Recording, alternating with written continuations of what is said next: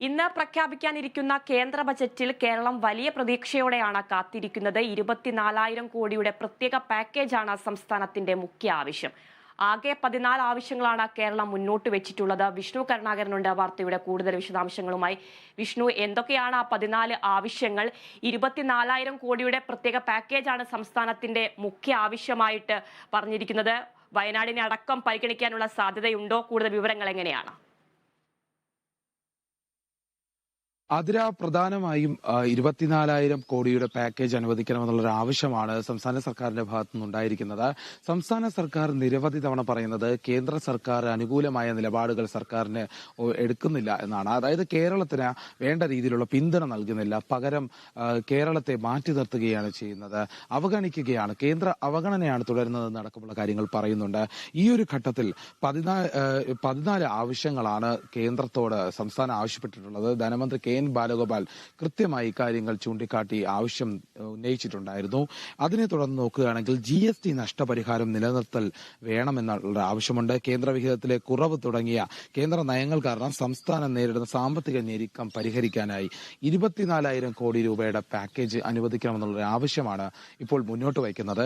ഈ ഒരു ഘട്ടത്തിൽ മുണ്ടക്കൈ ചൂരൽമല ദുരന്തത്തെ തുടർന്ന് പുനരധിവാസ പ്രവർത്തനങ്ങൾക്കായി അത് നടപ്പിലാക്കുന്നതിനായി കേന്ദ്രം 2,000 കോടി രൂപ പ്രത്യേകം അനുവദിക്കണമെന്നുള്ള ആവശ്യം ഉന്നയിച്ചിട്ടുണ്ട്. വളരെ വേണ്ട ഒരു കാര്യം തന്നെയാണ്.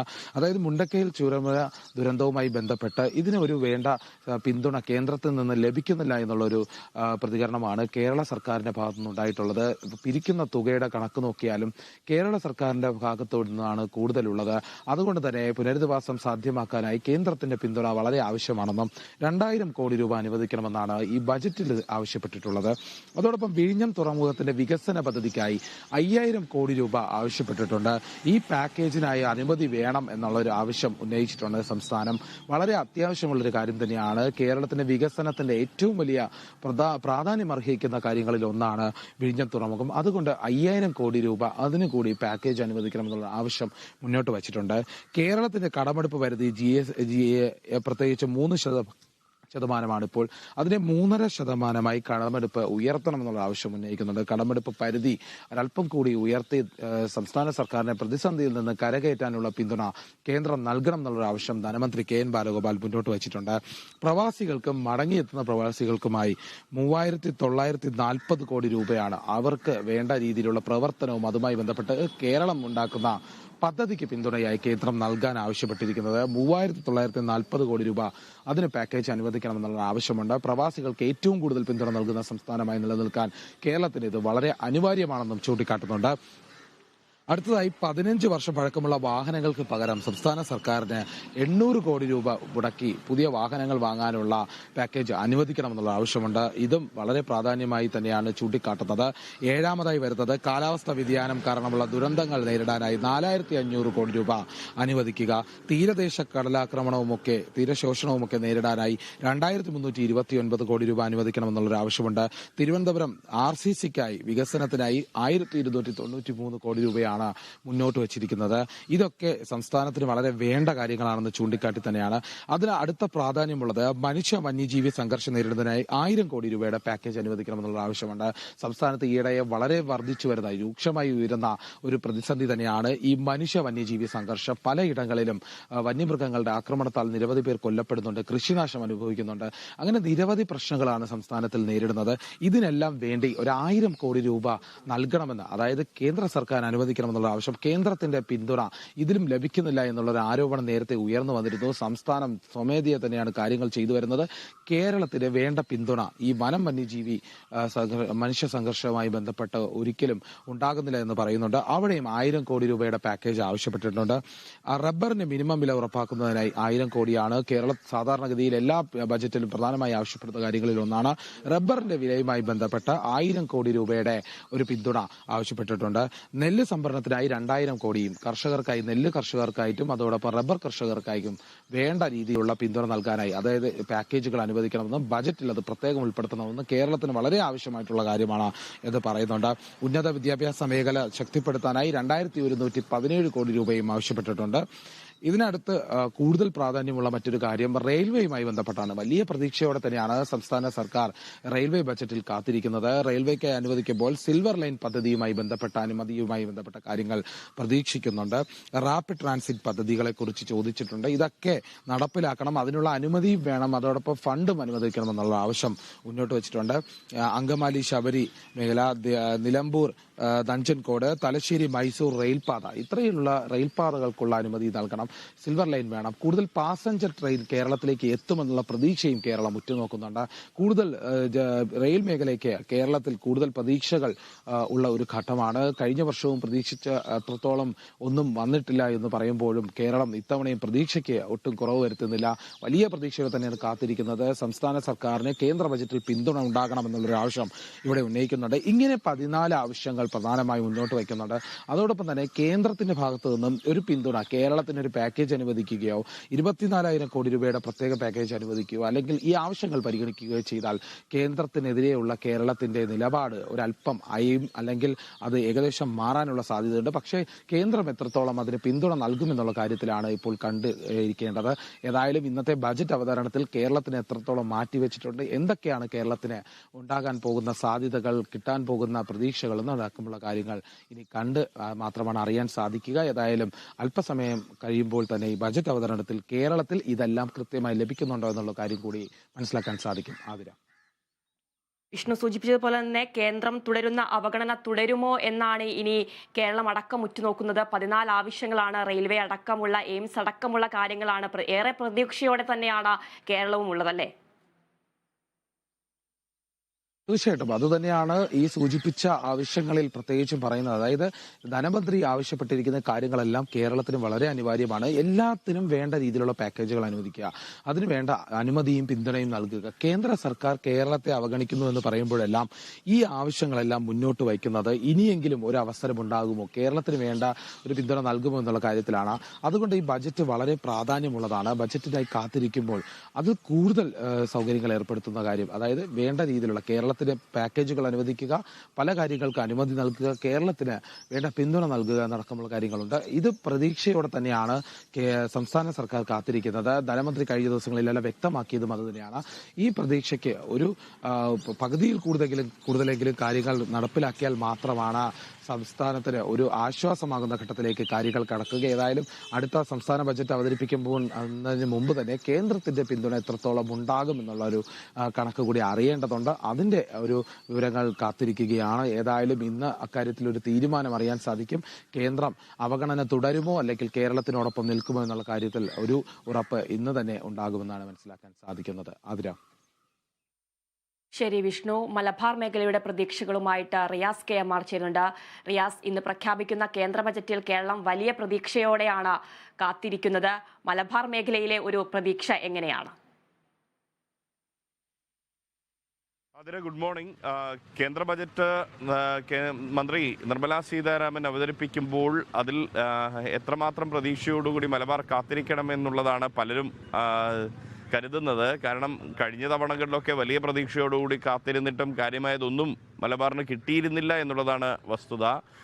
പ്രത്യേകിച്ച് എയിംസ് എന്ന് പറയുന്ന ആവശ്യം, അതിന് പിറകിൽ നിരന്തരമായി സഞ്ചരിച്ചുകൊണ്ടിരിക്കുന്ന കോഴിക്കോട് MP, ഒപ്പം തന്നെ സംസ്ഥാന സർക്കാർ അടക്കമുള്ളവർ, എന്നിട്ട് പോലും അത് കേരളത്തിനൊരു എയിംസ് പ്രഖ്യാപിക്കുന്നില്ല. നിലവിൽ രാജ്യത്തെ എയിംസ് ഇല്ലാത്ത ചുരുക്കം ചില സംസ്ഥാനങ്ങളിൽ ഒന്നായി കേരളം മാറുന്നു എന്നുള്ളത് ഒരു വസ്തുതയാണ്.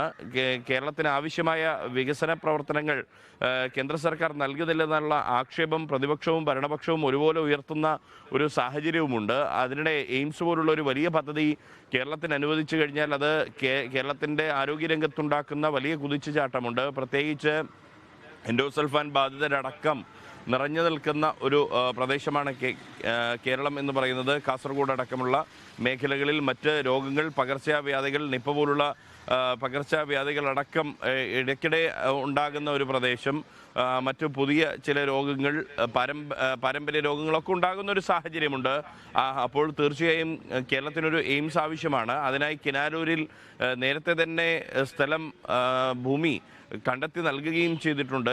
ഏത് സമയത്ത് പ്രഖ്യാപിച്ചാലും കോഴിക്കോട് കിനാലൂരിൽ അതിനാവശ്യമായ സ്ഥലം ഏറ്റെടുക്കാൻ ഉതകുന്ന രീതിയിൽ നിലവിൽ തന്നെ സ്ഥലം സർക്കാരിൻ്റെ കയ്യിലുണ്ട്. അതിന് ആവശ്യമായ കൂടുതൽ വിസ്തൃതിയുള്ള 100 ഏക്കർ സ്ഥലം അധികമായി വേണ്ടതുകൂടി കണ്ടെത്താനുള്ള നടപടികളെല്ലാം തന്നെ പൂർത്തീകരിക്കുകയും ചെയ്തിട്ടുണ്ട്. ഇനിയൊന്ന് അത് പ്രഖ്യാപിച്ച് കിട്ടിയാൽ മാത്രം മതി. പക്ഷേ ആ പ്രഖ്യാപനം ഇത്തവണയും ഉണ്ടാകുമോ എന്നറിയില്ല. കഴിഞ്ഞ തവണ നമ്മൾ കണ്ടതാണ് എയിംസ് കോഴിക്കോട് വരുന്നതിനോട് എതിർപ്പറിയിച്ച് കേന്ദ്രമന്ത്രി സുരേഷ് ഗോപി അടക്കം നടത്തിയ പ്രസ്താവനകളെല്ലാം തന്നെ നമ്മൾ കണ്ടതുമാണ്. അതുകൊണ്ട് തന്നെ ഇത്തവണ കേരളത്തിന് അതുണ്ടാകുമോ എന്നുള്ളതാണ് ഏറ്റവും പ്രധാനമായി കാത്തിരിക്കുന്നത്. മറ്റൊന്ന് മലബാറിലെ യാത്രാ ക്ലേശമാണ്, യാത്രാ ദുരിതമാണ്. മലബാറിൽ വൈകുന്നേരങ്ങളിൽ അല്ലെങ്കിൽ അതിരാവിലെ ട്രെയിനിൽ ഒരാൾക്ക് യാത്ര ചെയ്യണമെങ്കിൽ ഒന്നാമത് ഇപ്പോൾ ജനറൽ കമ്പാർട്ട്മെൻറ്റുകൾ ട്രെയിനുകളിൽ വളരെയധികം കുറവാണ്. പരമാവധി ജനറൽ കമ്പാർട്ട്മെൻറ്റുകളെല്ലാം തന്നെ സ്ലീപ്പർ കമ്പാർട്ട്മെൻറ്റുകളാക്കി മാറ്റിയതോടുകൂടി സ്ഥിരം യാത്രികരായ സാധാരണക്കാരെ സംബന്ധിച്ച് വലിയ ദുരന്തമാണ് ഉണ്ടാകുന്നത്. അതും പഴയ ബോഗികളും പഴയ ട്രെയിനുകളുമൊക്കെയാണ് കേരളത്തിലേക്ക് പലപ്പോഴും കേന്ദ്രം അനുവദിക്കുന്നത്. അതിനൊരു പരിഹാരം ഉണ്ടാകുമോ എന്നുള്ളതാണ് പ്രധാനമായും നോക്കുന്നത്. നിലവിൽ കോഴിക്കോട് MP കേന്ദ്ര ഗവൺമെൻറ്റിനോട് ഷൊർണൂർ മുതൽ കാസർഗോഡ് വരെ 2 മെമു അധികമായി അനുവദിക്കണം എന്നുള്ളൊരാവശ്യം ഈ ഒരു സമയത്ത് ജോലി സമയം പരിശോധിച്ചുകൊണ്ട്, അതായത് രാവിലെയും വൈകിട്ടുമായി 2 വീതം മെമുകൾ അധികമായി അനുവദിക്കണമെന്നൊരാവശ്യം, മെമു സർവീസ് വേണമെന്നുള്ള ആവശ്യം ഉന്നയിച്ചിട്ടുണ്ട്. യശ്വന്ത്പൂർ എക്സ്പ്രസ് അതിൻ്റെ സ്റ്റോപ്പ് നീട്ടുന്നത് സംബന്ധിച്ച ആവശ്യം, കാസർഗോഡേക്ക് നീട്ടുന്നത് സംബന്ധിച്ച ആവശ്യം, നിലവിലത് കണ്ണൂരാണ് അതിൻ്റെ ഏറ്റവും അവസാനത്തെ സ്റ്റോപ്പ് എന്ന് പറയുന്നത്. അതിനപ്പുറത്തേക്ക് അത് കാസർഗോഡേക്ക് നീട്ടണമെന്നൊരാവശ്യം ഉണ്ട്. നേരത്തെ ഗോവ മംഗളൂരു വന്ദേ ഭാരത് എക്സ്പ്രസ് തുടങ്ങിയത് മുതൽ ഉന്നയിക്കുന്ന ഒരു ആവശ്യമാണ് അത് നേരെ കോഴിക്കോട് വരെ നീട്ടണം എന്നുള്ള ഒരു ആവശ്യം. ഗോവയിൽ നിന്നും കോഴിക്കോടേക്കുള്ള വന്ദേ ഭാരത് എക്സ്പ്രസ് ആക്കി അത് നീട്ടണം. കാരണം നിലവിൽ ഏറ്റവും നഷ്ടത്തിലോടുന്ന ഒരു വന്ദേ ഭാരത് ആണ് അത് നേരെ മറിച്ച് മംഗളൂരുവിൽ നിന്നും കോഴിക്കോടേക്ക് നീട്ടിക്കഴിഞ്ഞാൽ സാധാരണ മലബാർ മേഖലയിലുള്ള മനുഷ്യർ ആശുപത്രി ആവശ്യങ്ങൾക്ക് മറ്റ് വാണിജ്യ ആവശ്യങ്ങൾക്കുമെല്ലാം തന്നെ മംഗളൂരുവിനെ കൂടുതലായി ആശ്രയിക്കുന്ന ഒരു സാഹചര്യമുണ്ട്. അത്തരം രോഗികളടക്കമുള്ള മനുഷ്യർക്ക് ഏറ്റവും ഗുണപ്രദമായ ഒരു പദ്ധതിയായിരിക്കും ഈ വന്ദേ ഭാരത് നീട്ടുക എന്നുള്ളത്. അത് സംബന്ധിച്ചൊരു പ്രഖ്യാപനം അത് ബജറ്റിൽ പോലും ഉണ്ടാകേണ്ടതല്ല, എങ്കിൽ കൂടിയും ബജറ്റിൽ കൂടി അത് വന്നു കഴിഞ്ഞാൽ വളരെയധികം ഗുണമാണ്. കൂടുതൽ വന്ദേ ഭാരതുകൾ കേരളം പ്രതീക്ഷിക്കുന്നു എന്നുള്ളതാണ്. അങ്ങനെയെങ്കിൽ അത് മലബാറിനും ഏറ്റവും കൂടുതൽ ഗുണം ചെയ്യുന്ന രീതിയിലുള്ള വന്ദേ ഭാരതുകൾ വരുമോ എന്നുള്ളത് കാത്തിരുന്ന് കാണേണ്ട മറ്റൊരു കാര്യമാണ്. മറ്റൊന്ന് കോഴിക്കോട് അന്താരാഷ്ട്ര വിമാനത്താവളത്തിൻ്റെ പ്രശ്നമാണ്. നേരത്തെ തുടക്കത്തിൽ കോഴിക്കോട് കരിപ്പൂർ അന്താരാഷ്ട്ര വിമാനം അത് വലിയ തോതിൽ നടന്നിരുന്ന അന്താരാഷ്ട്ര വിമാനത്താവളം കാര്യമായി റൺവേക്ക് വലിയ നീളമില്ലാത്തതിൻ്റെ ഒരു പ്രശ്നമുണ്ട്. അതിൻ്റെ നീളം, അതിൻ്റെ വീതി ഒക്കെ വർദ്ധിപ്പിക്കണം, റൺവേ വികസിപ്പിക്കണമെന്ന ആവശ്യത്തിന് വർഷങ്ങളുടെ പഴക്കമുണ്ട്. എന്നിട്ടും അതിലൊരു തീരുമാനമുണ്ടാകുന്നില്ല. മറ്റൊന്ന് കൂടുതൽ വിമാന സർവീസുകൾ, ആഭ്യന്തരവും രാജ്യാന്തരവുമായ കൂടുതൽ വിമാന സർവീസുകൾ അനുവദിക്കണമെന്നുള്ള ആവശ്യമുണ്ട്. ഇപ്പോൾ ഈ കരിപ്പൂർ അന്താരാഷ്ട്ര വിമാനത്താവളം എന്നതിനപ്പുറത്തേക്ക് നോക്കുകുത്തിയാവുന്നു. മറ്റൊന്ന് കണ്ണൂർ അന്താരാഷ്ട്ര വിമാനത്താവളത്തിലേക്കുള്ള കൂടുതൽ വിമാന സർവീസുകളാണ്. പിന്നീട് ഈ തുറമുഖ വികസനമാണ്. അതിൽ തന്നെ ഈ മലബാർ മേഖലയിൽ അഴീക്കോടുണ്ട്, ബേപ്പൂരുണ്ട്. ഈ മറ്റ് രാജ്യങ്ങളുമായി ശ്രീലങ്ക അടക്കമുള്ള രാജ്യങ്ങളുമായി, ഒപ്പം തന്നെ ലക്ഷദ്വീപുമായി, നമ്മുടെ കേന്ദ്രഭരണ പ്രദേശമായ ലക്ഷദ്വീപുമായൊക്കെ ഏറ്റവും അടുത്ത് നിൽക്കുന്ന പ്രദേശമാണ് കോഴിക്കോട്. എടുത്തു പറയേണ്ട ഒരു കാര്യം, ലക്ഷദ്വീപിൽ നിന്നും ആളുകൾ പലപ്പോഴും ചികിത്സ തേടിയെത്തുന്നത് കോഴിക്കോട് മെഡിക്കൽ കോളേജ് ആശുപത്രിയിലാണ് എന്നുള്ളതൊരു വസ്തുതയാണ്. അവരെ സംബന്ധിച്ച് ഏറ്റവും അടുത്ത് നിൽക്കുന്ന ഒരു മെഡിക്കൽ കോളേജ് സംവിധാനം കോഴിക്കോടാണ്. അതുകൊണ്ട് തന്നെ കൂടുതൽ യാത്രാ സംവിധാനങ്ങൾ ഈ പോർട്ട് വഴി, തുറമുഖം വഴി ഉണ്ടാക്കുക, ഒരു കൃത്യമായ രീതിയിൽ വലിയ കപ്പലുകൾ അടുക്കുന്ന രീതിയിലേക്ക് ബേപ്പൂർ തുറമുഖത്തിൻ്റെ വികസനം സാധ്യമാക്കുക എന്നുള്ള അത്തരത്തിലുള്ള പദ്ധതികൾ ഇവിടെ പ്രതീക്ഷിക്കപ്പെടുന്നുണ്ട്. മറ്റ് കാര്യങ്ങൾ എന്ന് പറയുന്നത് ഈ കോഴിക്കോട് മെഡിക്കൽ കോളേജ് അടക്കമുള്ള മെഡിക്കൽ കോളേജുകളുടെ വികസനമാണ്. അതിനായി കൂടുതൽ പദ്ധതികൾ അനുവദിക്കുമോ എന്നുള്ളതാണ് പ്രധാനമായും നോക്കിക്കാണുന്നത്. നേരത്തെ ഞാൻ സൂചിപ്പിച്ചതുപോലെ ഏറ്റവും കൂടുതൽ പകർച്ചവ്യാധികൾ റിപ്പോർട്ട് ചെയ്യപ്പെടുന്ന ഒരു പ്രദേശം എന്ന രീതിയിൽ കോഴിക്കോടും മലബാറും എല്ലാം തന്നെ ആയിരിക്കെ, അതുകൊണ്ട് തന്നെ ഈ കോഴിക്കോട് മെഡിക്കൽ കോളേജിൽ കൂടുതൽ പരിശോധനാ സംവിധാനങ്ങൾ വേണം. കൃത്യമായ സ്റ്റാഫ് പാറ്റേൺ ഇവിടെയില്ല. കൂടുതൽ സ്റ്റാഫുകളെ ആവശ്യമുണ്ട്. അതിനാവശ്യമായ സഹായധനം അല്ലെങ്കിൽ ഈ സ്റ്റാഫിനെ നിയമിക്കാൻ ആവശ്യമായ ഒരു നടപടിക്രമങ്ങൾ അത് കേന്ദ്ര സർക്കാരിൻ്റെ ഭാഗത്തു നിന്നും കൂടിയാണ് ഉണ്ടാകേണ്ടത്. അത്തരം കാര്യങ്ങളുണ്ട്. മരുന്നുകളുടെ പരിമിതമായ ലഭ്യത, മരുന്നുകൾ കാര്യമായി ലഭിക്കാനില്ലാത്ത സാഹചര്യം, അതൊക്കെ പരിഹരിക്കണമെങ്കിലുള്ള സംവിധാനം, ഇതിൽ മരുന്നുകൾക്കൊക്കെ വില കുറച്ചുകൊണ്ട് ഉള്ള ഒരു സംവിധാനം ഉണ്ടാകുമോ എന്നുള്ളത് കാത്തിരുന്ന് കാണണം. മറ്റൊന്ന്, ഏതൊക്കെ സാധനങ്ങൾക്കായിരിക്കും വില വർദ്ധിക്കുക എന്നൊരു ആശങ്കയുണ്ട് ജനങ്ങൾക്ക്. അത് കൂടുതൽ നികുതി ഭാരം ജനങ്ങളിലേക്ക് അടിച്ചേൽപ്പിക്കുന്ന ഒരു സാഹചര്യം വന്നു കഴിഞ്ഞാൽ അത് ഏറ്റവും കൂടുതൽ ബാധിക്കുന്നത് സാധാരണക്കാരായ മനുഷ്യരെയാണ്, കർഷകരെയാണ്. മലബാറിനെ സംബന്ധിച്ച് പറയുമ്പോൾ ഏറ്റവും അധികം കർഷകർ തിങ്ങിപ്പാർക്കുന്ന കുടിയേറ്റ മേഖലകൾ ഏറെയുള്ള ഒരു പ്രദേശമാണ് മലബാർ. അതുകൊണ്ട് തന്നെ സാധാരണക്കാരുടെ ജീവിതത്തിൽ ഈ ബജറ്റ് എങ്ങനെ സ്വാധീനം ചെലുത്തും?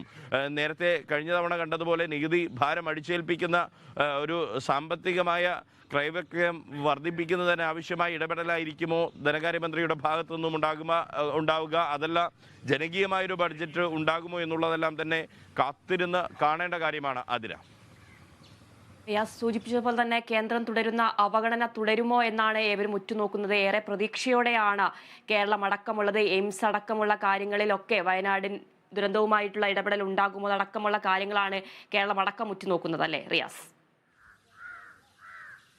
തീർച്ചയായും വയനാടിൻ്റെ കാര്യം കൂടി എടുത്തു പറയേണ്ടതുണ്ട്. കാരണം വയനാടിന് ഒരു പ്രത്യേക പാക്കേജ് എന്നുള്ളത് ഇതുവരെയായി ഒരു യാഥാർത്ഥ്യത്തിലേക്ക് നീങ്ങിയിട്ടില്ല. അതിൽ ഈ ബജറ്റിൽ എന്തെങ്കിലും സഹായം ഉണ്ടാകുമോ എന്ന് കണ്ടറിയേണ്ടതുണ്ട്. വയനാടിനെ സംബന്ധിച്ച് പറയുന്നതാണ് 1-2 റെയിൽപാതകൾ. വയനാട്ടിലേക്ക് നിലവിൽ റെയിൽപാതയില്ല. അത് മൈസൂരു തലശ്ശേരി റെയിൽപാത വരുന്നതോടുകൂടി അത് വയനാടിനൊരു റെയിൽപാത എന്നുള്ള ഒരു അനുഗ്രഹമുണ്ടാകും. അത് യാഥാർത്ഥ്യമാകും. അതിൻ്റെ ഒരുപക്ഷെ നമ്മളൊക്കെ ജനിച്ച കാലം മുതൽ കേൾക്കാൻ തുടങ്ങിയതാണ് ഈ മൈസൂരു തലശ്ശേരി റെയിൽപാത എന്നുള്ള ഒരു കൺസെപ്റ്റ്. ആ ആശയം കൊണ്ടുവന്നത് പഴയ കേന്ദ്രമന്ത്രിയായിരുന്ന CM ഇബ്രാഹിമാണ്. അദ്ദേഹത്തിനുള്ള തലശ്ശേരിയിലുള്ള ബന്ധം, കർണാടകക്കാരനാണെങ്കിൽ കൂടിയും അദ്ദേഹത്തിന് തലശ്ശേരിയിലുള്ള ബന്ധം ഉൾപ്പെടെ അദ്ദേഹം കണക്കിലെടുത്തുകൊണ്ടാണ് കേരളവും കർണാടകവും തമ്മിലുള്ള ബന്ധം കൂടുതൽ ഊട്ടിയുറപ്പിക്കുന്നതിനാവശ്യമായ രീതിയിൽ മൈസൂരുവിൽ നിന്ന് തലശ്ശേരിയിലേക്കൊരു റെയിൽപാത എന്നുള്ള രീതിയിലേക്ക് ഒരു ആശയം മുന്നോട്ട് വെച്ചത്. പക്ഷേ അത് അന്തിമമായി നീളുകയാണ്. ഇത്തവണയും ഉണ്ടാകുമോ എന്നുള്ളത് ഒരു പ്രതീക്ഷയുമില്ല. മറ്റൊന്ന്, ഈ നഞ്ചങ്കോട് മൈസൂര് പാത എന്നുള്ളതാണ്. അത് ഓൾറെഡി ഇപ്പോൾ തന്നെ MOU പാസ്സായി കിടക്കുന്ന ഒരു കാര്യമാണ്. ഇനി കേന്ദ്രത്തിൻ്റെ ഒരു അനുമതി മാത്രമേ വേണ്ടതുള്ളൂ. ആ MOU ഒപ്പിട്ട് കഴിഞ്ഞ ഒരു വിഷയത്തിൽ ഇനി ആരാണ് ഇവിടെ തടസ്സമുണ്ടാക്കുന്നത് എന്നടക്കമുള്ള ഒരു കൗതുകം, ആർക്കാണ് ഈ വികസനം തടസ്സപ്പെടുത്തുന്നതിനുള്ള ഒരു താല്പര്യം എന്നതടക്കമുള്ള ചോദ്യങ്ങൾ ഉയർന്നു വരുന്നുണ്ട്. അതുകൊണ്ട് തന്നെ ഈ മൈസൂരു നഞ്ചൻകോട് പാത അത് വയനാടിന് ഏറെ അനുഗ്രഹമായ ഒരു കാര്യമാണ്. മറ്റൊന്ന്, ഈ ചൂരൽമല മുണ്ടക്കായ് ദുരന്തവുമായി ബന്ധപ്പെട്ട് നേരത്തെ നമ്മൾ പറഞ്ഞ കാര്യമാണ്. അവിടുത്തെ മനുഷ്യരുടെ പുനരധിവാസം, അതിജീവനം, അത്തരം പ്രക്രിയകൾ പ്രധാനമന്ത്രി തന്നെ നേരിട്ട് വന്ന് വയനാടിനൊപ്പം ഉണ്ടാകുമെന്ന് പ്രഖ്യാപിച്ചു പോയതല്ലാതെ ഒരു നടപടിയും എടുത്തിട്ടില്ല എന്ന ആക്ഷേപം നിരന്തരമായി കേരളത്തിലെ ഭരണപക്ഷവും പ്രതിപക്ഷവും ഒരുപോലെ ഉന്നയിക്കപ്പെടുന്ന ഒരു സാഹചര്യം അവിടെയുണ്ട്. അത് പരിഹരിക്കാൻ ആവശ്യമായ ഇടപെടൽ ഉണ്ടാകുമോ എന്നുള്ളതാണ്. മറ്റൊന്ന്, ഈ മനുഷ്യ വന്യജീവി സംഘർഷവുമായി ബന്ധപ്പെട്ട കാര്യങ്ങളിൽ എന്തൊക്കെ ഇടപെടലുകളായിരിക്കും? ഈ വനമേഖലയ്ക്ക് ഒപ്പം തന്നെ അതിൻ്റെ പരിസരത്ത് താമസിക്കുന്ന മനുഷ്യരെ സംബന്ധിച്ചുള്ള എന്തെങ്കിലും പദ്ധതികൾ ഉണ്ടാകുമോ എന്നുള്ള കാര്യങ്ങളെല്ലാം തന്നെ ഉറ്റുനോക്കേണ്ടതാണ്. മറ്റൊന്ന്, ഈ മലയോര ഹൈവേയുമായി ബന്ധപ്പെട്ട് ഗ്രീൻഫീൽഡ് റോഡുമായി ബന്ധപ്പെട്ട വികസനം, അത് മലയോര ജനതയെ സംബന്ധിച്ച് ഏറെ ആശ്വാസകരമാണ്. തീരദേശ റോഡുകൾക്ക് എന്തെങ്കിലും പുതിയ പദ്ധതി ഉണ്ടാകുമോ എന്നുള്ളതെല്ലാം തന്നെ കണ്ടറിയേണ്ട കാര്യമാണ്. ഇനി അതല്ല, ഇത്തരം ഒരുപാട് പ്രതീക്ഷകൾ നമ്മൾ വെച്ച് ഏറ്റവും ഒടുവിൽ കഴിഞ്ഞ വർഷത്തെയും അതിൻ്റെ മുന്നത്തെ വർഷത്തെയും പോലെ നിരാശയുടെ പടുകുഴിയിൽ കേരളം ഇരിക്കേണ്ടി വരുമോ എന്നുള്ളതും കാത്തിരുന്ന് കാണേണ്ട കാര്യമാണ്. ആതിര. ശരി റിയാസ്, 3ാം മോദി സർക്കാരിന്റെ 2ാം ബജറ്റ് ഇന്നാണ്. ജനപ്രിയ പ്രഖ്യാപനങ്ങൾ ഉറ്റുനോക്കുകയാണ് രാജ്യം. സാമ്പത്തിക വളർച്ചയ്ക്ക് ആക്കം കൂട്ടുന്ന നടപടികൾക്ക് സാധ്യതയുണ്ട്. അതുപോലെ തന്നെ ഇന്ന് പ്രഖ്യാപിക്കാനിരിക്കുന്ന കേന്ദ്ര ബജറ്റിൽ കേരളവും വലിയ പ്രതീക്ഷയോടെയാണ് കാത്തിരിക്കുന്നത്. വിവരങ്ങൾ നൽകുകയായിരുന്നു വിഷ്ണു കരുണാകരനും മലബാർ മേഖലയിലെ പ്രതീക്ഷകൾ പങ്കുവയ്ക്കുകയായിരുന്നു റിയാസ് KMR.